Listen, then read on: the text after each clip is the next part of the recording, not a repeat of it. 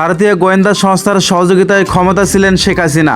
বিএনপির সিনিয়র যুগ্ম মহাসচিব অ্যাডভোকেট রুহুল কবির রিজভী বলেছেন, ভারতীয় গোয়েন্দা সংস্থার সহযোগিতায় ক্ষমতায় ছিলেন স্বৈরাচার শেখ হাসিনা। ভারতের গোয়েন্দা সংস্থার উপর নির্ভরশীল ছিলেন তিনি, এজন্য কেউ ভারতের বিরুদ্ধে টু শব্দ করতেন না।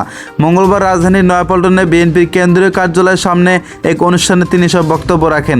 রিজভী বলেছেন, এমপি থেকে ওয়ার্ড কাউন্সিল পর্যন্ত কেউই শেখ হাসিনার গুম থেকে রেহাই পাননি।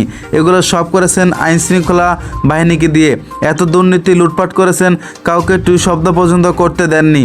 শেখ হাসিনা হয়তো জানতেন কোনো দিন পালিয়ে যেতে হতে পারে, তাই তিনি তার কাছের আত্মীয় ও লোকদের দিয়ে টাকা লুটপাট করে বিদেশে পাচার করেছেন। বিএনপির এই বলেছেন, শেখ হাসিনার মেধাবীদের কখনো পছন্দ করতেন না। তার ছাত্রলীগকে দিয়ে মেধাবীদের প্রাণ নিতেন, কারণ মেধাবী দেশ চালাবে এটা হাসিনা পছন্দ নয়। বুয়েটের মেধাবী শিক্ষার্থী আবরার ফাহাদকে পিটিয়ে হত্যা করেছেন ছাত্রলীগ। হাসিনা ছাত্রলীগের ব্যবহার করে মেধাবীদের প্রাণ নিতেন। তিনি অভিযোগ করে বলেছেন, আমাদের বাংলাদেশে ভারতের বিরুদ্ধে কেউ যদি টু শব্দ করে তার বেঁচে থাকার অধিকার নেই। এমন পরিবেশ সৃষ্টি করেছিল শেখ হাসিনা। এই কারণে আবরারকে তারা হত্যা করেছে।